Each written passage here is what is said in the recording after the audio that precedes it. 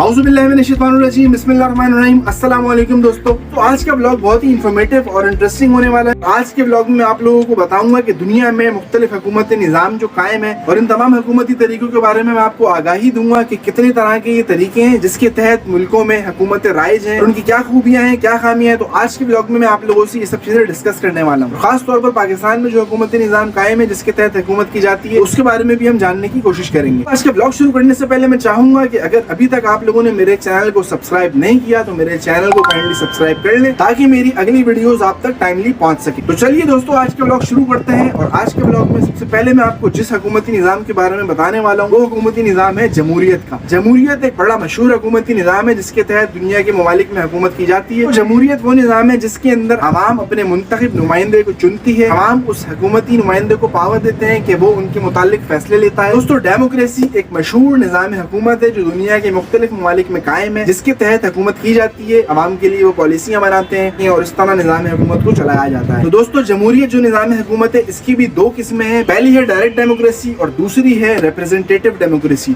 Direct democracy ये होती है कि उसमें अवाम जो है वो हुकूमती हर फैसले में शामिल होते हैं। सड़क बनानी है, कोई स्कूल बनाना है, कोई सियासी पॉलिसी बनानी है, खारजा पॉलिसी बनानी है, मुल्क के हवाले से कोई भी फैसला लेना है तो उसमें अवामी राय ली जाती है, अवाम की वोटिंग होती है। हर फैसला जो हुकूमत लेती है उसमें अवामी राय को मुकद्दम रखा जाता है। अवाम फैसला करते हैं कि मुल्क के लिए क्या फैसला लेना है। हर तरह का फैसला डायरेक्ट डेमोक्रेसी के अंदर अवाम की राय से लिया जाता है। और डायरेक्ट डेमोक्रेसी का निज़ाम स्विट्जरलैंड में कायम है जहाँ हर फैसला जो है वो अवामी राय से लिया जाता है। दूसरी किस्म जो है डेमोक्रेसी की वो है रिप्रेजेंटेटिव डेमोक्रेसी। ये डेमोक्रेसी का निज़ाम अमेरिका के अंदर, इंडिया के अंदर, पाकिस्तान के अंदर और दुनिया के मुख्तलिफ ममालिक के अंदर कायम है। इस निज़ाम हुकूमत के तहत अवाम अपना मुंतखब नुमाइंदा चुनते हैं, उसको एम्पावर करते हैं कि वो उनके मुतालिक फैसले ले, पॉलिसियाँ बनाए। फॉरेन पॉलिसी, एजुकेशन, इंफ्रास्ट्रक्चर, हर तरह के फैसले जो है वो नुमाइंदे जो है वो अवाम के लिए लेते हैं। तो ये होता है डेमोक्रेसी, जमहूरी निज़ाम। अब हम बात कर लेते हैं दूसरे गवर्नमेंट सिस्टम के बारे में, निज़ाम हुकूमत के बारे में, और वो निज़ाम हुकूमत है मनार्की का। मनार्की को दोस्तों अगर हम आम लफ्जों में समझें तो ये एक बादशाहाना निज़ाम होता है। इसमें एक शाही खानदान होता है, कोई राजा, मलका या बादशाह होता है जो मुल्क के मामलात को चलाता है और अवाम उसके हुक्म के मानने के पाबंद होते हैं और वो लोगों के बारे में फैसला लेता है और निज़ाम हुकूमत चलाता है। दोस्तों, मनार्की के निज़ाम हुकूमत में इख्तियार राजा को, क्वीन को या बादशाह को हासिल होता है कि वो अवाम के मुतालिक फैसले ले सकता है। तो दोस्तों, जैसे कि जमहूरियत की दो किस्में हैं, डायरेक्ट डेमोक्रेसी और रिप्रेजेंटेटिव डेमोक्रेसी,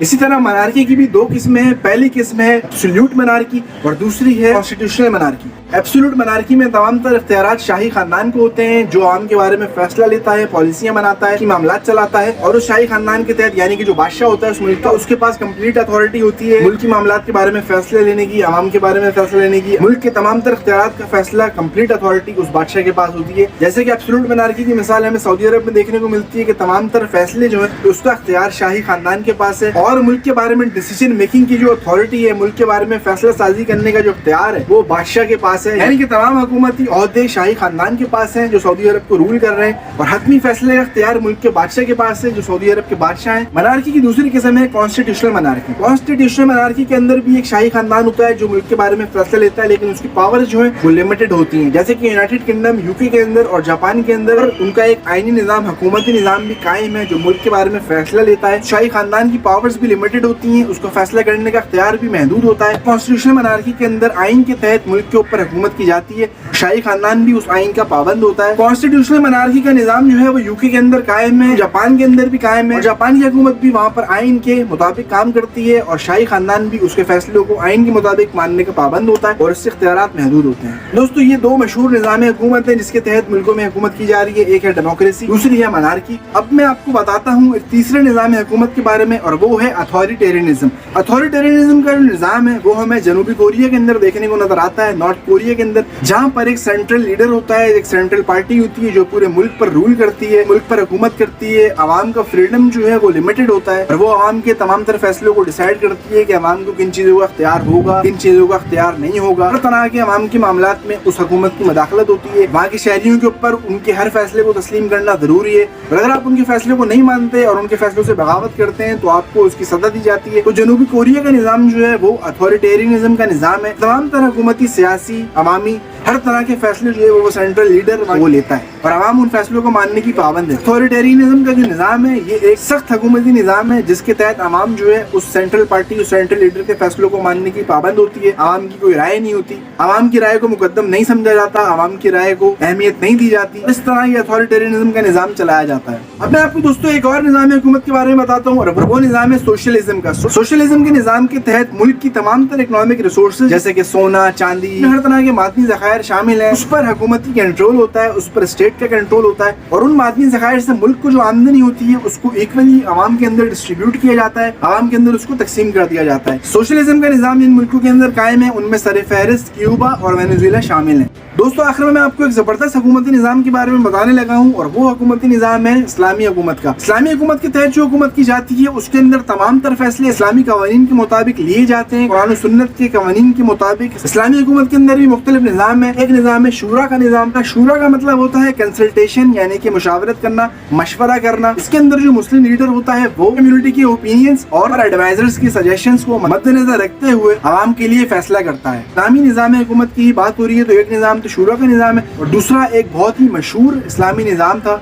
जो कि अगर आप इस्लामी तारीख का मुतालिया करें तो आपको पता चलेगा कि वो निज़ाम था खिलाफत का निज़ाम। यानी कि इस्लामी खिलाफत के निज़ाम में एक मुस्लिम खलीफा होते थे जो कि आवाम के लीडर होते थे, खास तौर पर मुसलमानों के लीडर होते थे और मुसलमान रियासतें उनके कंट्रोल में होती थी और खलीफा जो है वो इस्लामी असूलों के मुताबिक, कुरान और सुन्नत के मुताबिक अवामी बहबूद और उनके इंसाफ के लिए फैसले लिया करते थे। और इस्लामी खिलाफत के निज़ाम की मिसाल हज़रत मोहम्मद सल्लल्लाहु अलैहि वसल्लम के बाद खिलाफत राशिदा जो कायम हुई, इसमें खिलाफत राशिदा के पहले खलीफा हज़रत अबू बकर सिद्दीक रज़ी अल्लाह ताला अन्हु, उसके बाद हज़रत उमर रज़ी अल्लाह ताला, हज़रत उस्मान रज़ी अल्लाह ताला अन्हु को ये खिलाफत मुंतकिल हुई और उसके बाद फिर हज़रत अली करमल्लाहु वजहुल करीम को ये खिलाफत मुंतकिल हुई। और सबसे आखिर में जो मुसलमानों की खिलाफत दुनिया में कायम थी वो खिलाफत उस्मानिया थी जो ऑटोमन एम्पायर के नाम से काफी मशहूर है। आप लोगों ने इसके बारे में जरूर सुना होगा। दोस्तों इस्लामी खिलाफती निज़ाम के बारे में मैं आपको बताता चलूं, ये एक बेहतरीन निज़ाम हुकूमत हुआ करता था क्योंकि इसके अंदर तमाम फैसले कुरान और सुन्नत की रोशनी में लिए जाते थे और इसके अंदर सबसे ज्यादा लोगों की फलाह व बहबूद और इंसाफ के निज़ाम के ऊपर तवज्जो दी जाती थी कि किसी के साथ कोई हक़तलफ़ी ना हो,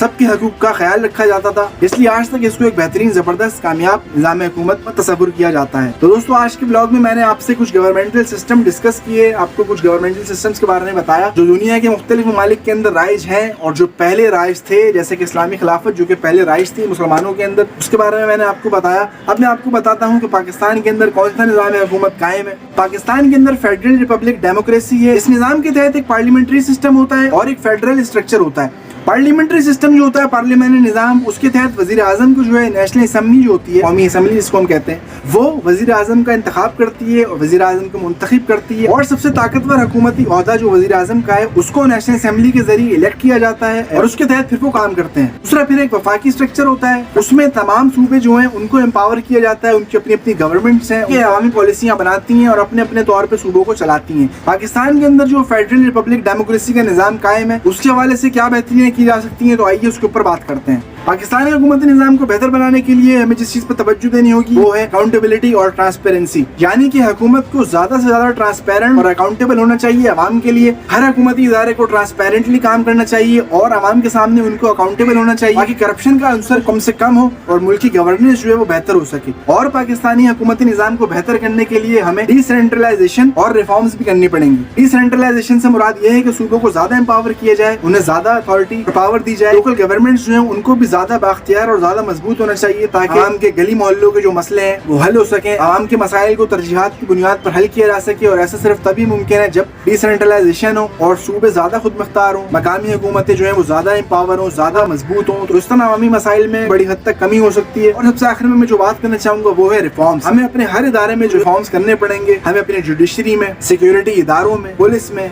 मीडिया में, गर्ज जो भी हुकूमती शोबे हैं, हमें उन सब में अवाम की राय को मद्देनजर रखते हुए, फलाह बहबूद को मद्देनजर रखते हुए हमें इस्लाहात करनी पड़ेंगी। जब तक हम ये चीजें नहीं करते तो हमारा मुल्क तरक्की की राह पर गामजन नहीं हो सकता। दोस्तों ये था आज का व्लॉग जिसमें मैंने आपको थोड़ी सी इन्फॉर्मेशन देने की कोशिश करी है दुनिया में कौन कौन सी हुकूमती निज़ाम नाफिज हैं जिनके तहत हुकूमत की जाती है। उम्मीद करता हूँ कि इस व्लॉग ने आप लोगों की मालूमात में जरूर इजाफा किया होगा। जो आप लोगों की राय का इंतजार रहेगा। आप क्या समझते हैं कि आपकी नजर में कौन सा हुकूमती निज़ाम बेहतर है? चैनल को अगर अभी तक आप लोगों ने सब्सक्राइब नहीं किया उसको फौरन कर लीजिए। इंशाल्लाह मैं आपसे किसी नेक्स्ट व्लॉग में मिलता हूँ। अपना बेहद ख्याल रखिएगा। मुझे दें इजाजत। अल्लाह ने के बाद।